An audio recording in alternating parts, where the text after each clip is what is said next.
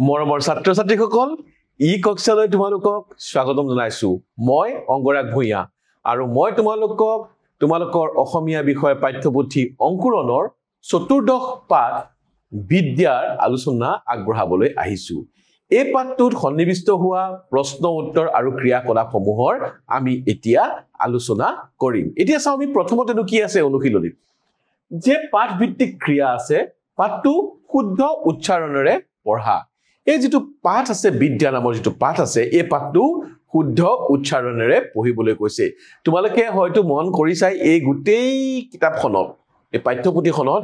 আটাইকেইটা পাঠৰে অন্তত এই ধৰণৰ এটা প্ৰশ্ন আছে যে পঢ়িবলৈ কৈছে কিয় পঢ়িবলৈ কৈছে এতিয়া তোমালোকে তো ডাঙৰ হৈ আহিছা এতিয়া তোমালোকৰ মনে মনে পঢ়ি তোমালোকে অৰ্থ উলিয়াব পাৰা ঠিকই কিন্তু এতিয়া তোমালোকৰ উচ্চাৰণবোৰ শুদ্ধ হ'ব লাগিব আৰু পঢ়াৰ ধৰণকৰণবোৰ শুদ্ধ হ'ব লাগিব আৰু যেতিয়া তুমি লোকে পঢ়া শুনিবা তেতিয়া সহজ যেন লাগে মনে মনে পঢ়িলেও সহজ যেন লাগে কিন্তু যেতিয়া আমি মুখখন ফুটাই পঢ়ো আনে শুনাকৈ পঢ়ো তেতিয়া কিছুমান উচ্চাৰণ যদি আমাৰ ভুল থাকে তেনেহলে সেই ভুলবোৰ তেতিয়া আনৰ কাণত পৰে নিজৰো কাণত পৰে আৰু আমি শুধৰাই ল'ব পাৰো সেয়েহে পাঠটো প্ৰতিটো পাঠে আমি আসলতে শুদ্ধ উচ্চাৰণেৰে পঢ়িব লাগিব ঠিক আছে এতিয়া আমি ইয়াৰ পিছত কি আছে চাও পাঠটোৰ মূল কথাখিনি কোৱা আৰু লিখা এই পাঠটোতনো কি কৈছে বিদ্যা নামৰ পাঠটোতনো কি কথা কৈছে সেই কথাখিনি আমি ক'ব লাগিব আৰু লিখিব লাগিব যে কৈছে কোনো এটাখন কাম কৰিবলৈ হলে প্ৰথমতে আমাক আহিলা পাতিৰ প্ৰয়োজন হ'ব যিকোনো এটা কাম কৰিবলৈ আমাৰ তাৰ কাৰণে আহিলা পাতি অৰ্থাৎ কাম কৰাৰ সঁজুলিখিনি লাগিব আৰু অতি প্ৰয়োজনীয় কাম নহলে লিখন কাম কৰিব নোৱাৰি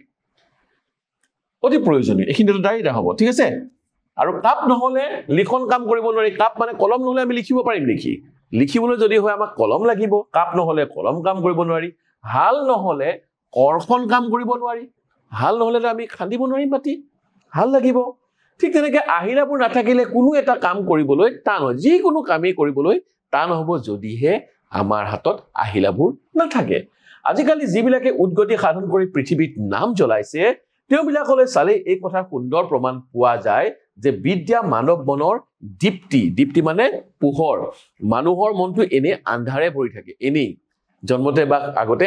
যদি আমাৰ বিদ্যা নাথাকে আন্ধাৰে ভৰি থাকে কিন্তু যেতিয়া বিদ্যা হয় তেনেহলে মনটো পোহৰ হৈ উঠে মনটো সকলো ধৰণৰ পোহৰ পৰে নতুন নতুন কথা শিকিব পৰা যায় তাৰ ৰশ্মিৰ পোহৰত কাম কৰি মানুহে ধন মান আৰু যশস্যা লাভ কৰে অৰ্থাৎ যিকোনো কামৰ কাৰণে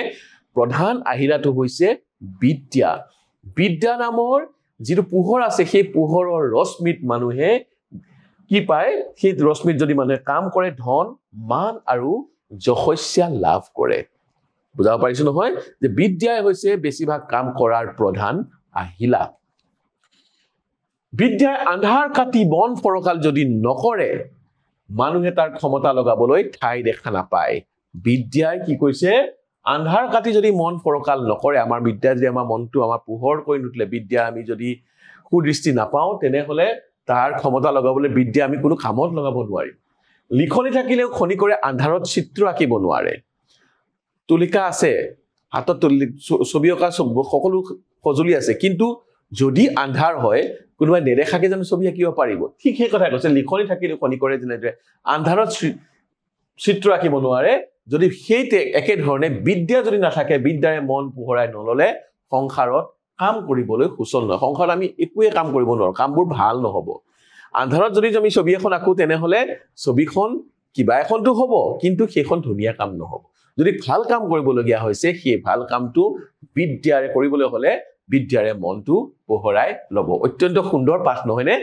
এইটো পাঠ আসলে পঢ়ি গলে নিজৰে মনলৈ ভাৱ আহে যে বিদ্যা কিমান এটা প্ৰয়োজনীয় বস্তু আৰু ইয়াক কিমান কি আমি আৰু উপলব্ধি কৰিব পাৰো যে ই বিদ্যাই আমাক কিমানখিনি কাম কৰিবলৈ সহজ কৰি তোলে আসলতে প্ৰতিটো কামৰ বাবে বিদ্যাৰ প্ৰয়োজন ঠিক আছে এতিয়া আমি পৰৱৰ্তী প্ৰশ্নলৈ যাওঁ লিখন কৰ্ষণ আৰু ৰন্ধন কাম কৰিবলৈ কি কি বস্তুৰ প্ৰয়োজন হয় লিখন কৰিবলৈ আমাক লাগিব কাপ কৰ্ষণ কৰিবলৈ লাগিব আমাক হাল আৰু ৰন্ধন কৰিবলৈ আমাক কি লাগিব চৰু লাগিব এইকেইটা বস্তু আমাক লাগিব নহয় জানো যে লিখন কাম কৰিবলৈ কাপ কৰ্ষণ কাম কৰিবলৈ হাল আৰু ৰন্ধন কাম কৰিবলৈ চৰুৰ প্ৰয়োজন হয় তোমালোকে নিশ্চয় পাইছা নহয় জানো ৰন্ধন কাম কৰিবলৈ চৰুৰ প্ৰয়োজন কৰ্ষণ কাম কৰিবলৈ হালৰ প্ৰয়োজন লিখন কৰিবলৈ কাপৰ প্ৰয়োজন এই প্ৰশ্নটোৰ উত্তৰ এইখিনি লিখিলেই যথেষ্ট এটা পৰৱৰ্তী প্ৰশ্নটো চাওঁ সুকলমে কাম কৰিবলৈ কিহৰ প্ৰয়োজন হয় বিদ্যাৰে মন পহলাই ল'ব লাগিব নহয় জানো সুকলমে কাম কৰিবলৈ লাগতিয়াল আহিলাপাতিৰ আমাৰ প্ৰয়োজন আৰু এই লাগতিয়াল আহিলাপাতিৰ ভিতৰত হৈছে বিদ্যা নহয় যে সুকলমে যদি কাম এটা কৰো আমি যদি লিখিবলৈ ল কলমটো যদি নাথাকে আমি যদি লিখিব পাৰিম গতিকে লাগতিয়াল আহিলাপাতি আমাক লাগিব গতিকে সুকলমে কাম কৰিবলৈ লাগতিয়াল আহিলাপাতিৰ প্ৰয়োজন আৰু বিদ্যা এই লাগতিয়াল প্ৰয়োজনৰ ভিতৰত সকলোতকৈ প্ৰধান আহিলা তাৰ পিছত উদ্গতিৰ ঘাই আহিলা কি মানে উদ্গতি মানে উন্নতি কৰিবৰ কাৰণে মুখ্য সঁজুলিবিধ কি এই সঁজুলিবিধেই হৈছে বিদ্যা হৈছে উদ্গতিৰ সকলো উন্নতিৰ ঘাই আহিলা মানে জ্ঞান মানে শিক্ষা যদি ভাল শিক্ষা হয় তেনেহলে মানুহৰ উন্নতি হয় এতিয়া আমাৰ পৰৱৰ্তী প্ৰশ্নটো চাওঁ বিদ্যাহীন জীৱন কেনে বুলি কোৱা হৈছে বিদ্যাহীন জীৱন কি বুলি কোৱা হৈছে বৃথা বুলি কোৱা হৈছে বৃথা মানে বিফল অসফল ইয়াক অসফল বুলিও কয় অসফল আসল শব্দটো হৈছে বৃথা বিদ্যাহীন জীৱন বৃথা বুলি লেখকে কৈছে বৃথা মানে বিফল কোনো ইয়াৰ ভাল ফল নধৰে ই অসফল বিদ্যাহীন জীৱন অসফল ঠিক আছে কি কৰিলে সংসাৰত কৰ্ম কৰিবলৈ সুচল হয় কি কৰিব লাগিব সংসাৰত কৰ্ম কৰিবলৈ সুচল হোৱাকে আমি কি কৰিব লাগিব বিদ্যাৰে মন পোহৰাই ল'ব লাগিব যিকোনো কাম কৰিবলৈ হলে বিদ্যাৰে মনটো পোহৰাই ললে কাম কৰিবলৈ সুচল হয় ঠিক আছে ইয়াৰ পিছৰ প্ৰশ্নটো আমি চাওঁ পৃথিৱীত নাম উজ্বলাবলৈ কি আয়ত্ত কৰিব লাগিব আকৌ একেটা কথাই হৈছে যদি আমি পৃথিৱীত আমাৰ নাম উজ্বলাও কি লাগিব আমাক কি আয়ত্ত কৰিব লাগিব বিদ্যা আয়ত্ত কৰিব লাগিব কি আয়ত্ত কৰিব লাগিব বিদ্যা মানে যেহেতু পাঠটোৰ নাম বিদ্যা এই কথাখিনি তোমালোকে মনতে ৰাখিবা আমাৰ নাম যদি উজ্বলাবলগীয়া হয় তেনেহলে আমাক বিদ্যা লাগিবই বিদ্যা আমি আয়ত্ত কৰিব লাগিব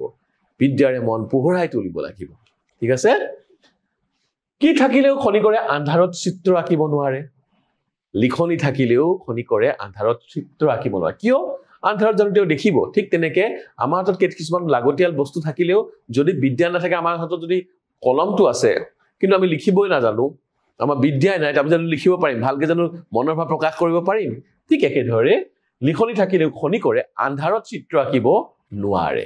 ঠিক আছে লিখনি থাকিলেও খনিকৰে আন্ধাৰত চিত্ৰ আঁকিব নোৱাৰে এই একেটা কথাকেই কৈছে যে আন্ধাৰত যেহেতু চিত্ৰ আঁকিব নোৱাৰে বিদ্যাৰ পোহৰে মনটো পোহৰাই ললেহে আমি কাম কৰিব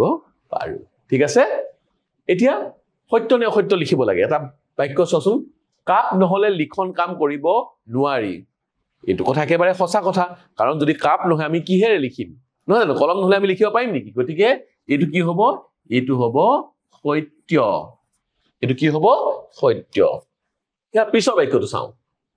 বিদ্যাহীন জীৱন সুখৰ বুলি সকলোৱে স্বীকাৰ কৰে জীৱন সুখৰ হ'বৰ কাৰণে বিদ্যা কি নালাগে নেকি বিদ্যাহীন হ'ব লাগে নেকি এইটো সঁচাটো নহয় বিদ্যা থাকিলেহে জীৱন সুখৰ হ'ব বিদ্যা থাকিলে আমি কামবোৰ সুকলমে কৰিব পাৰিম গতিকে এইটো কি হ'ব অসত্য কিয় কাৰণ আমাৰ জীৱন যদি সুখৰ হয় তেনেহলে বিদ্যা কিন্তু